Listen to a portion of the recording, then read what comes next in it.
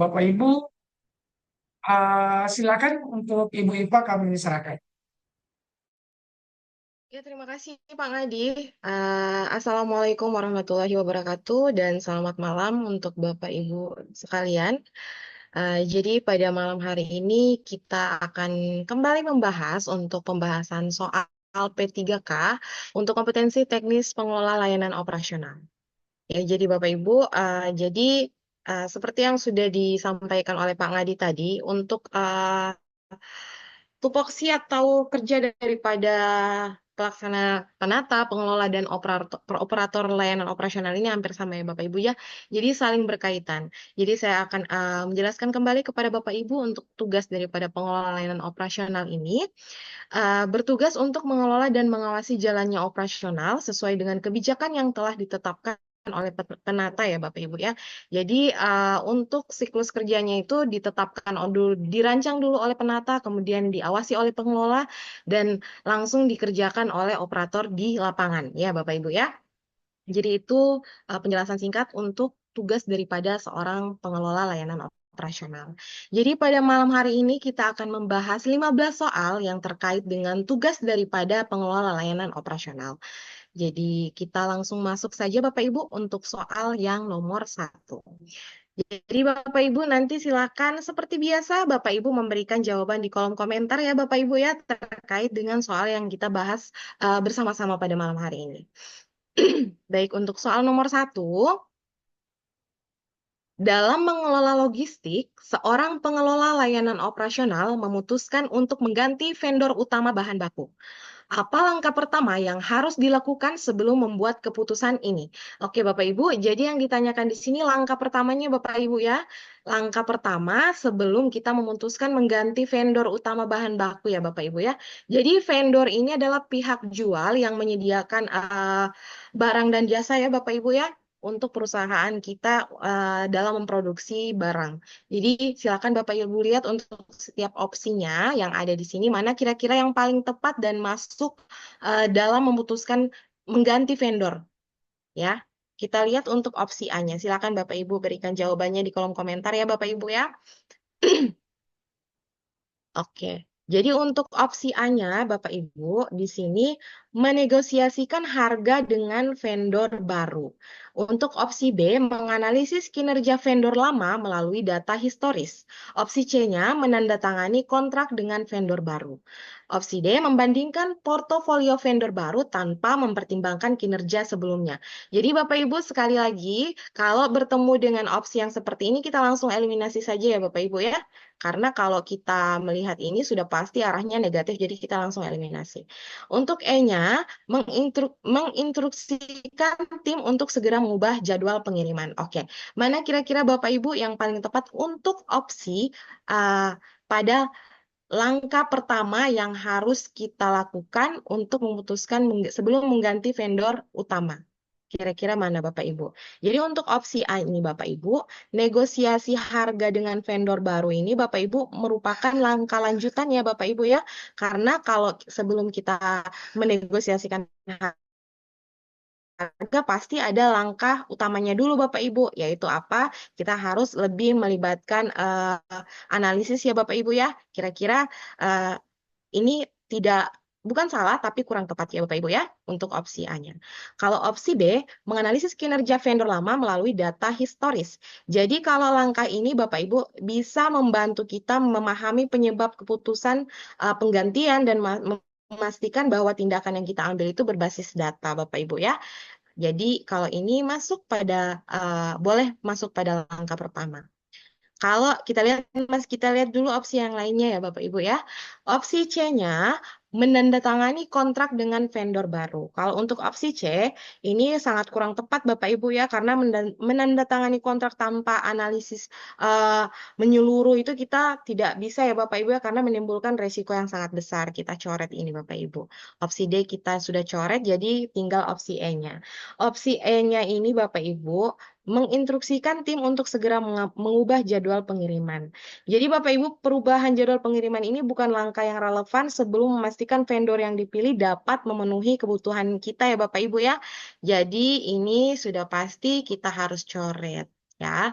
Jadi jawaban yang paling tepat itu ada di opsi B ya Bapak Ibu. Saya lihat dulu di kolom komentarnya sudah ada berapa orang yang menjawab. Oke, sudah ada yang menjawab ya. B. Oke, terima kasih Bapak Ibu yang sudah menjawab di kolom komentar. Oke, untuk Bapak Ibu yang lain, sama-sama ya kita Bapak Ibu ya menganalisa soal. Jadi kita di sini belajar bersama Bapak Ibu dalam menganalisa soal. Untuk soal nomor 2, seorang pengelola layanan operasional menghadapi lonjakan permintaan mendadak. Apa pendekatan terbaik untuk memastikan kelancaran operasional? Oke, jadi di sini Bapak Ibu kita sebagai pengelola layanan operasional dihadapkan dengan ini Bapak Ibu. Kira-kira untuk pendekatan terbaiknya apa Bapak Ibu? Bisa diberikan jawaban di kolom komentar. Oke, sudah ada yang menjawab, ada yang menjawab B. Oke. Silakan Bapak Ibu, saya masih menunggu jawaban Bapak Ibu di kolom komentar ya. Jadi kita bahas untuk opsi A-nya, ini meningkatkan shift kerja tanpa memperhitungkan ketersediaan karyawan. Ya Bapak Ibu, kita kalau melihat opsi A ini Bapak Ibu, langkah ini sudah pasti akan menyebabkan kelelahan karyawan Bapak Ibu ya dan mengurangi kualitas kerja. Karena meningkatkan shift kerja itu sudah pasti akan menambah pekerjaan kita Bapak Ibu. Jadi ini tidak bisa kita pilih karena yang sedang kita hadapi adalah lonjakan permintaan mendadak Bapak Ibu ya. Kita harus pilih pendekatan terbaiknya Bapak Ibu. Ya, tadi sudah ada beberapa yang menjawab B. Oke, saya lanjut. Mengalokasikan sumber daya tambahan secara sementara dan mempertimbangkan efisiensi. Nah, untuk pendekatan ini bersifat fleksibel ya Bapak Ibu ya. Jadi dalam mengelola permintaan mendadak tanpa mengorbankan kualitas, juga tanpa mengorbankan karyawan ya Bapak Ibu ya. Jadi ini masih masuk dalam pendekatan kategori terbaik. Jadi kita lihat lagi opsi yang lainnya. Untuk opsi C, membeli persediaan dalam jumlah besar tanpa analisis. Seperti yang saya sudah katakan, jika melihat opsi seperti ini langsung kita coret saja ya. Bagian D-nya mengandalkan vendor untuk memenuhi semua kebutuhan tambahan. Jadi kalau kita mengandalkan vendor tanpa kontrol internal, Bapak Ibu, itu beresiko mengganggu kelancaran operasional ya Bapak Ibu ya. Jadi ini tidak bisa jadi pendekatan terbaik. Untuk opsi E, mengurangi kualitas layanan untuk menyesuaikan kapasitas produksi. Mengurangi kualitas layanan. Bapak Ibu, kita tidak bisa sebagai pengelola layanan operasional, kita tidak bisa mengurangi kualitas layanan kita, Bapak Ibu ya. Jadi ketika kita mengurangi kualitas layanan kita, maka sudah pasti itu dapat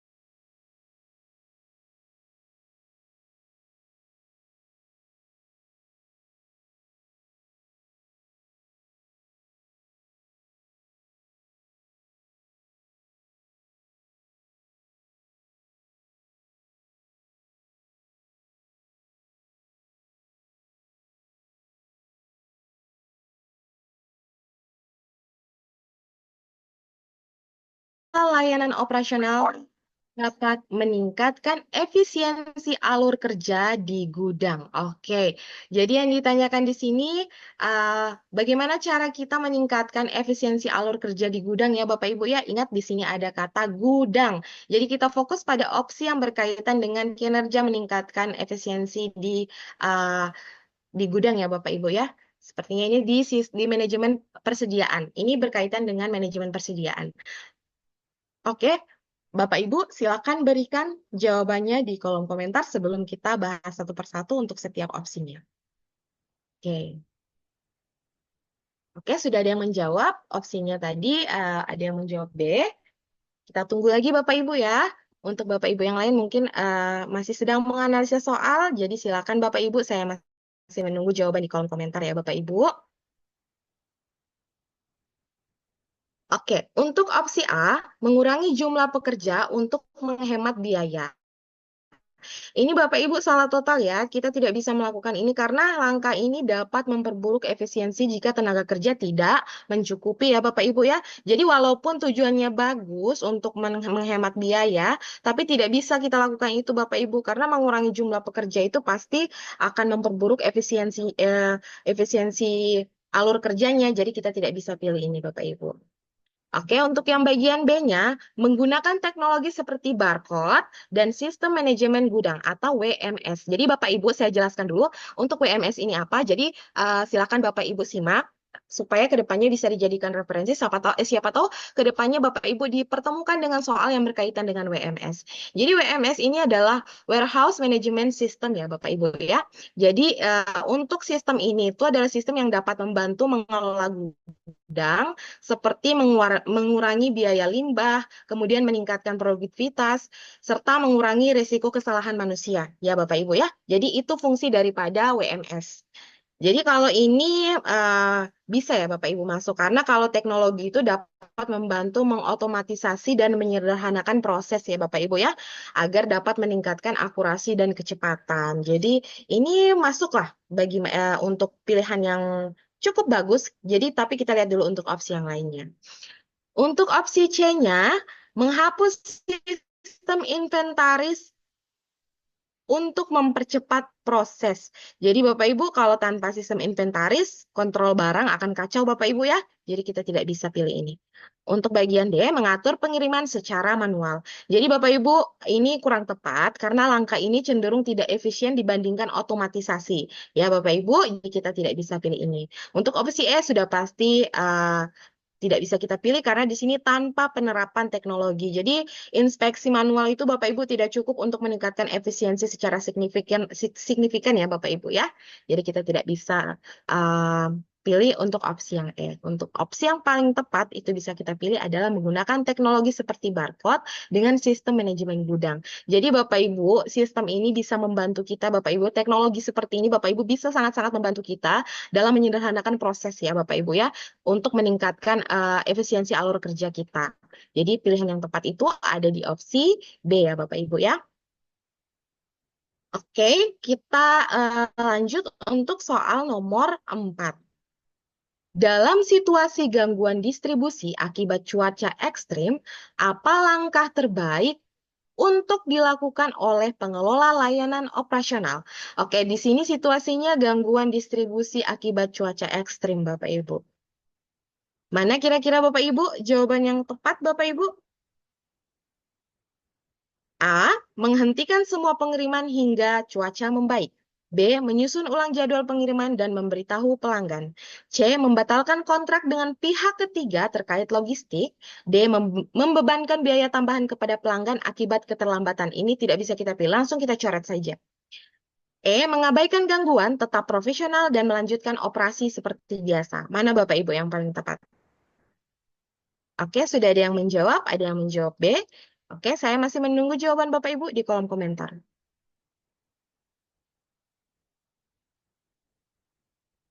Oke, jadi untuk opsinya itu di opsi A menghentikan semua pengiriman hingga cuaca membaik.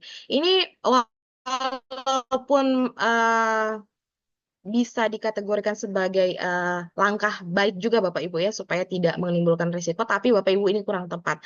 Karena penghentian total itu dapat menunda operasional secara keseluruhan ya Bapak Ibu ya. Jadi kita langsung coret ini. Menyusun ulang jadwal pengiriman dan memberitahu pelanggan. Kalau opsi ini Bapak Ibu, pendekatan ini proaktif Bapak Ibu ya. Proaktif, transparan juga, dan tetap menjaga layanan pelanggan kepada pelanggan. Jadi ini bisa kita masukkan kepada langkah yang terbaik. Kalau yang bagian C-nya, membatalkan kontrak dengan pihak ketiga terkait logistik. Oke, jadi untuk opsi B membatalkan kontrak ini Bapak Ibu yang tidak menyelesaikan masalah cuaca ekstrem ya Bapak Ibu ya. Jadi kita langsung coret saja. Opsi yang ini juga kita sudah coret, menghentikan gangguan profesional dan bagus Bapak Ibu ya. Kita tetap tuh profesional termasuk dalam langkah terbaik ya Bapak Ibu ya. Karena pendekatan ini tidak realistis dan beresiko Bapak Ibu. Jadi kita langsung coret. Jawaban paling tepat itu ada di opsi B ya Bapak Ibu ya.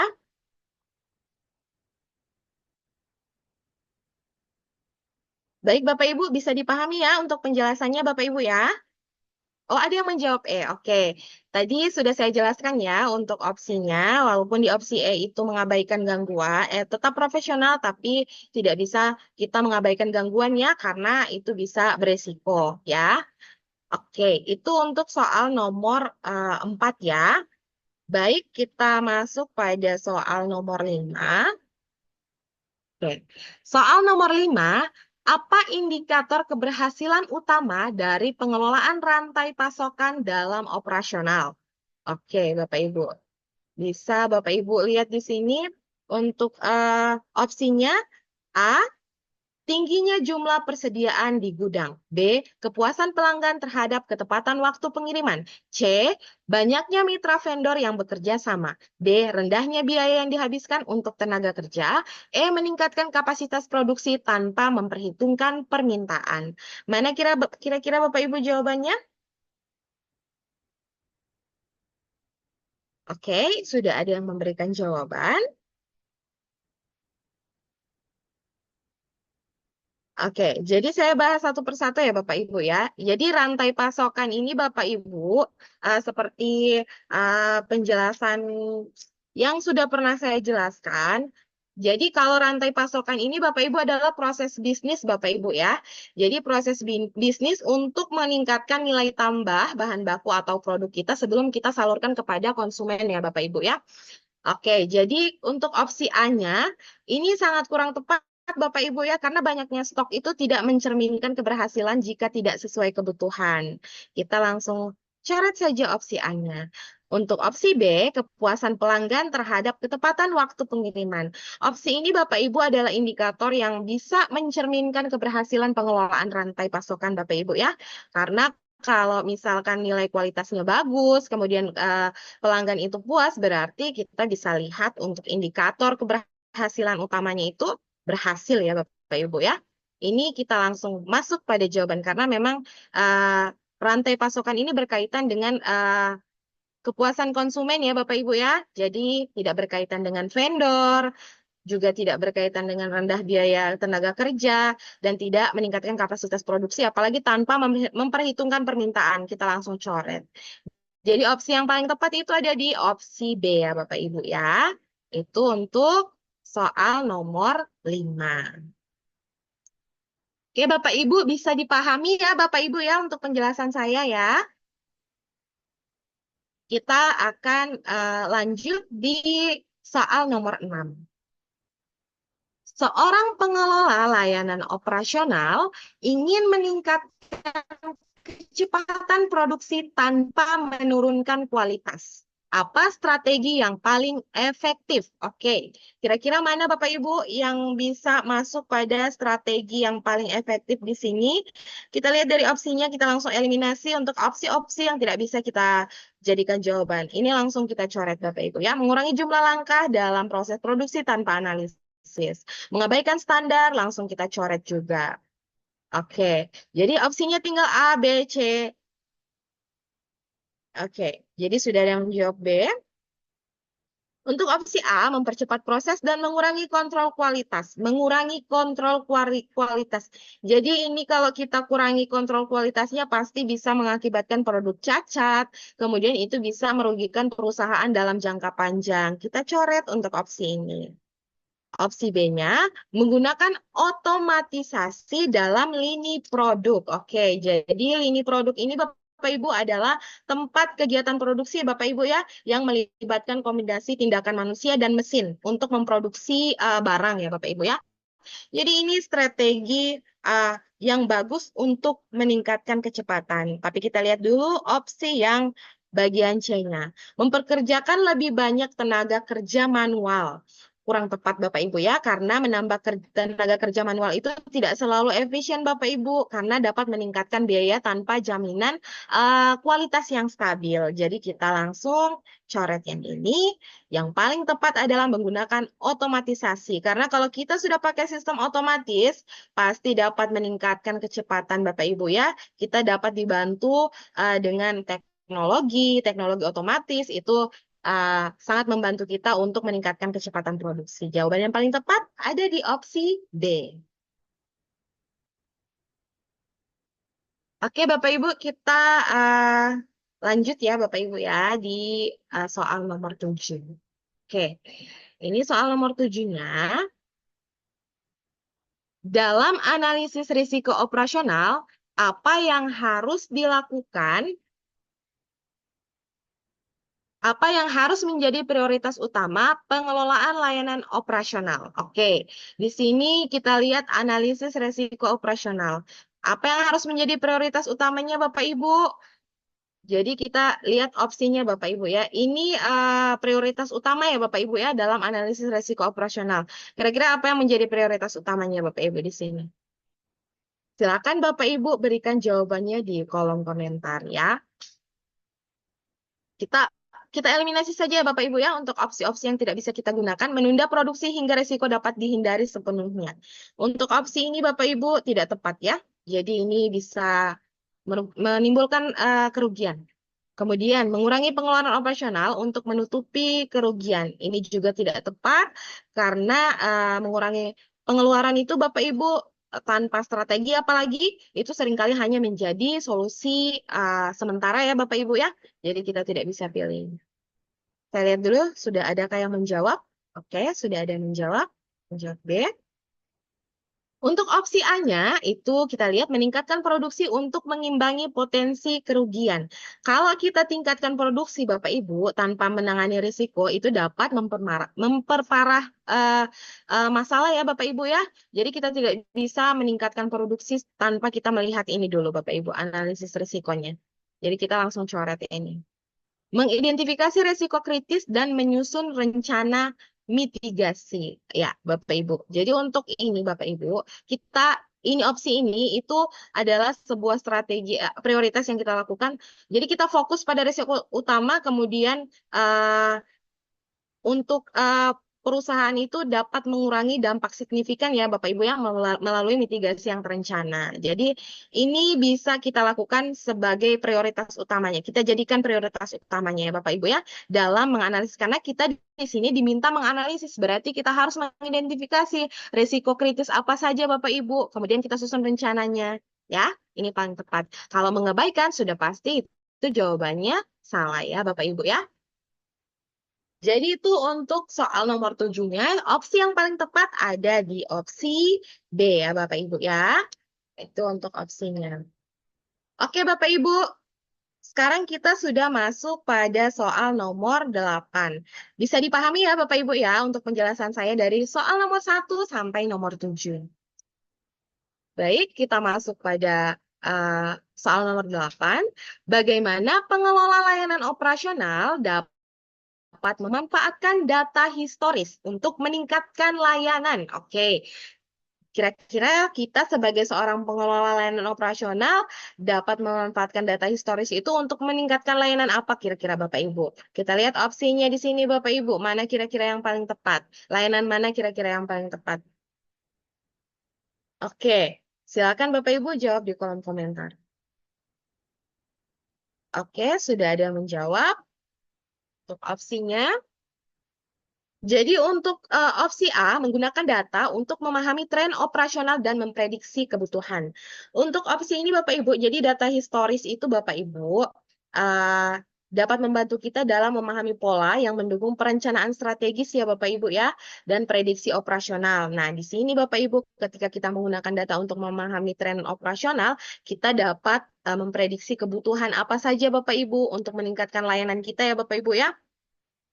Oke, untuk opsi B-nya membandingkan data dengan laporan keuangan untuk menentukan anggaran. Ini kurang tepat Bapak Ibu ya, karena analisis ini lebih fokus pada keuangan, bukan peningkatan layanan operasional langsung. Jadi kita langsung coret di sini Bapak Ibu. Mengabaikan data, langsung kita coret saja. Kita di sini diminta untuk memanfaatkan data Bapak Ibu, bukan mengabaikan. Menggunakan data hanya untuk menyusun laporan internal. Jadi Bapak Ibu data itu harus dimanfaatkan untuk pengambilan keputusan juga, bukan hanya sekedar laporan. Jadi kita langsung coret. Mengandalkan analisis data tanpa konsultasi dengan tim terkait, kita langsung coret Bapak Ibu. Karena setiap kita menganalisis data itu Bapak Ibu, kita perlu konsultasi dengan tim kita Bapak Ibu ya, supaya setiap keputusan itu bisa kita ambil dengan baik ya Bapak Ibu ya. Jadi opsi yang paling tepat itu ada di opsi A ya Bapak Ibu ya. Terima kasih ya Bapak Ibu sudah memberikan jawaban di kolom komentar ya. Jadi itu untuk pembahasan soal nomor 8. Baik Bapak Ibu, kita akan masuk di soal nomor 9. Dalam pengelolaan inventaris, apa yang dapat dilakukan untuk mencegah kekurangan stok barang penting? Oke, kira-kira Bapak Ibu, apa yang kita dapat lakukan untuk mencegah kekurangan stok barang penting, Bapak Ibu? Mana kira-kira jawaban yang paling tepat di sini? Silakan Bapak Ibu berikan jawabannya di kolom komentar.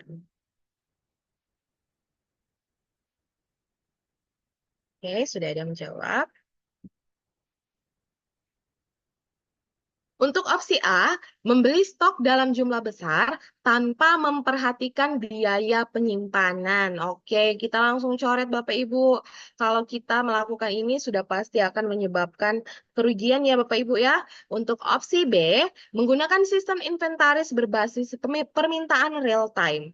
Oke, jadi Bapak Ibu, ini sistem ini mungkin memungkinkan manajemen inventaris yang responsif ya Bapak Ibu ya terhadap kebutuhan. Jadi secara real time kita bisa memanage inventaris secara responsif ya Bapak Ibu ya. Jadi ini kita boleh masukkan pada uh, langkah yang bisa kita lakukan untuk mencegah kekurangan. Tapi kita lihat dulu opsi yang lain. Mengurangi jumlah barang di gudang untuk menghemat ruang. Bapak Ibu, kalau kita kurangi stok tanpa perencanaan, sudah pasti itu Bapak Ibu akan menyebabkan kekurangan barang ya Bapak Ibu ya. Jadi kita tidak bisa pilih ini. Walaupun tujuannya baik, tapi kita tidak bisa pilih ini Bapak Ibu. Untuk opsi D-nya, memprioritaskan produk dengan margin keuntungan tertinggi. Oke, ini Bapak Ibu fokus hanya pada margin keuntungan Bapak Ibu ya. Jadi dapat mengabaikan barang-barang esensial. Sedangkan kita di sini Bapak Ibu diminta untuk mencegah kekurangan stok barang penting. Jadi kita tidak bisa pilih ini. Untuk opsi E, mengandalkan pemasok untuk menentukan kebutuhan inventaris. Jadi ini tidak tepat Bapak Ibu karena ketergantungan penuh pada pemasok itu bisa menyebabkan ketidakseimbangan inventaris Bapak Ibu. Jadi kita coret ini. Jawaban yang paling tepat itu ada di opsi B ya Bapak Ibu ya, menggunakan sistem inventaris berbasis permintaan real time. Jadi sistem ini memungkinkan kita untuk memanage inventaris secara responsif Bapak Ibu ya. Jadi terhadap kebutuhan aktual, jadi kebutuhan real time sesuai dengan waktu daripada konsumen ya Bapak Ibu ya, mengajukan permintaan barang terhadap perusahaan kita. Oke, Bapak Ibu, itu untuk soal nomor 9 ya, Bapak Ibu ya. Untuk soal nomor 10-nya, apa keuntungan utama dari menerapkan pendekatan land management dalam operasional? Oke, land management di sini Bapak Ibu saya jelaskan dulu supaya nantinya Bapak Ibu ketika dihadapkan dengan soal yang berkaitan dengan ini, Bapak Ibu sudah tahu apa itu land management ya, Bapak Ibu ya. Land management ini merupakan pendekatan sistematis untuk meminimalkan pemborosan Bapak Ibu ya, meminimalkan pemborosan dan memaksimalkan nilai bagi para pelanggan atau konsumen. Oke, saya sudah jelaskan untuk pengertian daripada land management. Kira-kira opsi yang paling tepat Bapak Ibu mana keuntungannya yang paling tepat? Bisakah Bapak Ibu memberikan jawaban di kolom komentar? Dipersilahkan. Oke, sudah ada yang menjawab ya. Oke, sesuai dengan penjelasan saya tadi ya Bapak Ibu ya, land management ini dia dapat meminimalkan pemborosan Bapak Ibu ya. Opsi yang di sini kita lihat dari A sampai E, untuk opsi A-nya itu Bapak Ibu meningkatkan jumlah tenaga kerja. Jadi ini tidak fokus pada itu Bapak Ibu, jadi kita langsung coret ya. Kita tidak fokus pada jumlah tenaga kerja tapi pada pemborosan. Mengurangi pemborosan dan meningkatkan efisiensi. Jadi Bapak Ibu, ini adalah jawaban yang paling tepat kalau kita kaitkan dengan ini. Tapi kita lihat dulu opsi yang lain. Meningkatkan anggaran operasional secara signifikan. Jadi tidak tepat Bapak Ibu, karena land management ini justru berupaya untuk mengoptimalkan anggaran Bapak Ibu ya, bukan meningkatkan. Jadi kita di sini coret yang ini. Karena land management ini meminimalkan pemborosan ya, menghapus kebutuhan untuk evaluasi kinerja. Jadi ini Bapak Ibu tidak tepat karena evaluasi kinerja itu Bapak Ibu diperlukan untuk memastikan keberlanjutan efisiensi Bapak Ibu. Jadi kita tidak bisa, walaupun memang menghapus kebutuhan itu bisa mengurangi pembiayaan, tapi Bapak Ibu kita tidak bisa karena evaluasi kinerja ini diperlukan Bapak Ibu ya. Menambah jumlah persediaan untuk memenuhi permintaan masa depan. Jadi ini tidak berkaitan dengan itu Bapak Ibu, karena tidak tepat evaluasi kinerja itu tetap diperlukan untuk memastikan keberlanjutan efisiensi. Kita coret yang ini. Yang paling tepat adalah mengurangi pemborosan dan meningkatkan efisiensi. Efisiensi apa Bapak Ibu? Itu tadi. Jadi dalam land management itu kita bisa memaksimalkan nilai ya bagi pelanggan, nilai jual, nilai kualitas. Jadi itu yang kita tingkatkan ya Bapak Ibu ya. Jawaban yang paling tepat itu ada di opsi B. Oke Bapak Ibu, itu untuk soal nomor 10. Kita masuk ke soal nomor 11 sekarang Bapak Ibu ya. Dalam mengelola proyek lintas departemen, apa cara terbaik untuk memastikan kolaborasi yang efektif? A. Membiarkan setiap departemen bekerja secara independen. B. Membentuk tim khusus dengan tanggung jawab yang jelas dan terkoordinasi.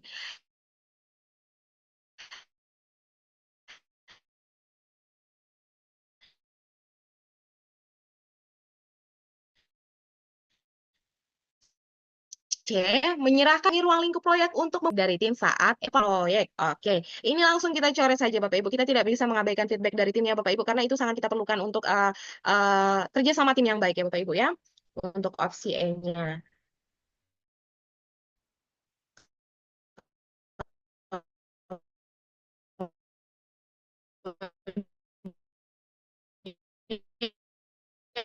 Untuk opsi dan ini Bapak Ibu, meskipun Ibu bekerja secara independen ini Bapak Ibu dapat menyebabkan komunikasi ya Bapak Ibu ya, karena kurangnya komunikasi antar tim. Jadi kita tidak bisa melakukan ini Bapak Ibu. Cara terbaik ya memastikan kolaborasi yang efektif.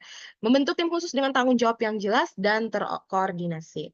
Untuk opsi B-nya ini Bapak Ibu, membentuk tim khusus ini sudah pasti dengan pembagian tanggung jawab yang jelas ya Bapak Ibu ya, memastikan koordinasi lintas departemen itu berjalan dengan efektif dan efisien. Kita masih bisa masuk pada yang ini karena kalau menyerahkan semua keputusan kepada manajemen puncak berarti Bapak Ibu ini tidak melibatkan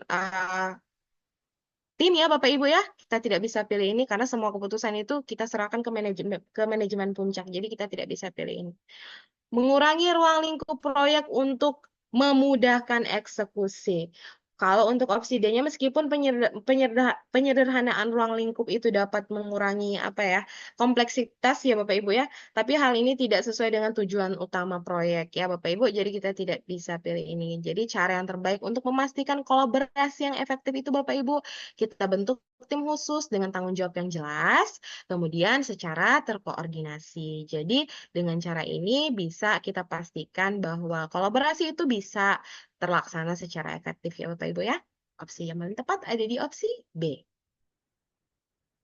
Oke Bapak Ibu, itu untuk soal nomor 12 ya, nomor 11 ya. Sekarang kita masuk pada soal nomor 12.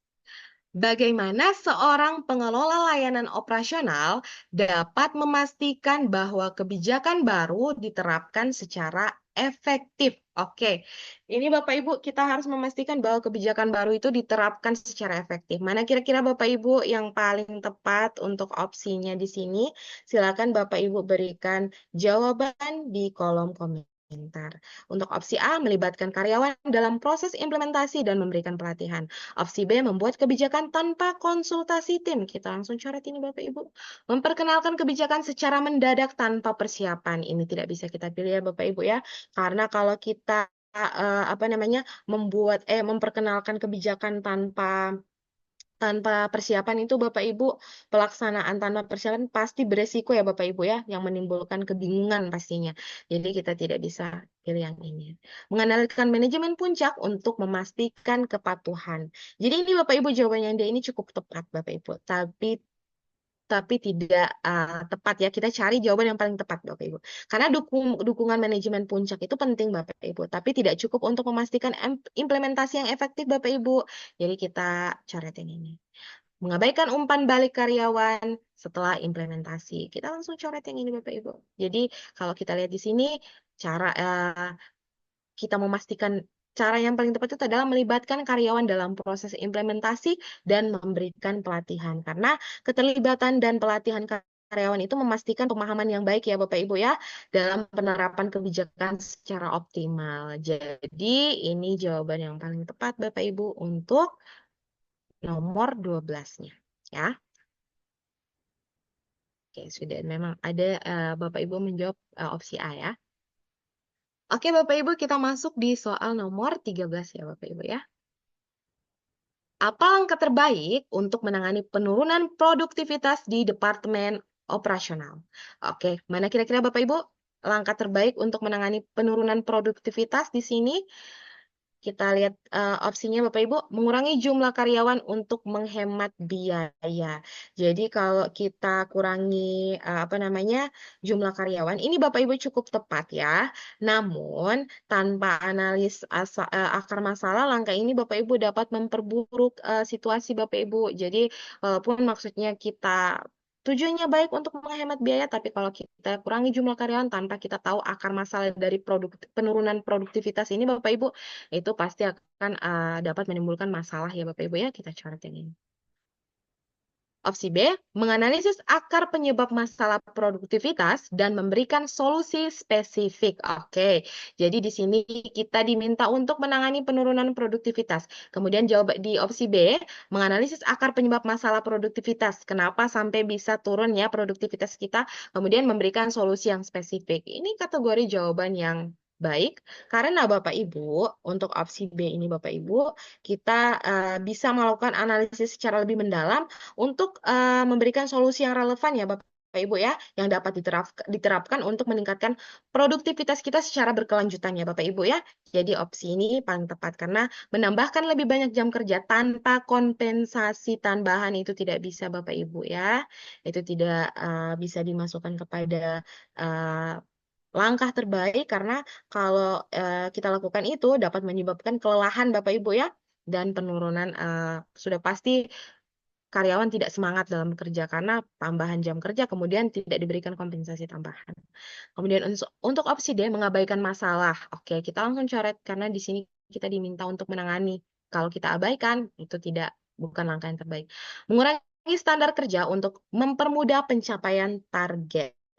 Untuk opsi E-nya ini Bapak Ibu, mengurangi. Jadi ini Bapak Ibu opsi ini Bapak Ibu untuk yang mengurangi standar kerja, memang bagus Bapak Ibu ya, tapi untuk mempermudah pencapaian target. Tapi Bapak Ibu standar kerja itu tidak bisa kita kurangi ya Bapak Ibu ya, karena setiap karyawan itu sudah punya tupoksinya masing-masing Bapak Ibu. Jadi kalau kita kurangi standar kerjanya, sudah pasti hasil dari kerjanya itu akan tidak seimbang Bapak Ibu ya. Jadi kita langsung coret untuk opsi ini ya. Itu untuk jawaban nomor pembahasan untuk opsi nomor 13. Jadi opsi yang paling tepat itu adalah opsi B ya Bapak Ibu ya. Kita analisis akar penyebabnya, kemudian kita berikan solusi yang spesifik untuk apa saja yang menjadi penyebab masalah sampai terjadinya penurunan produktivitas. Oke Bapak Ibu, itu untuk penjelasan soal nomor 13. Sekarang kita masuk pada soal nomor 14. Apa manfaat utama dari menggunakan teknologi otomatisasi ini Bapak Ibu ya dalam pengelolaan operasional? Kira-kira apa manfaat utamanya Bapak Ibu? Kita lihat opsi yang paling tepat. Silakan Bapak Ibu berikan jawabannya di kolom komentar.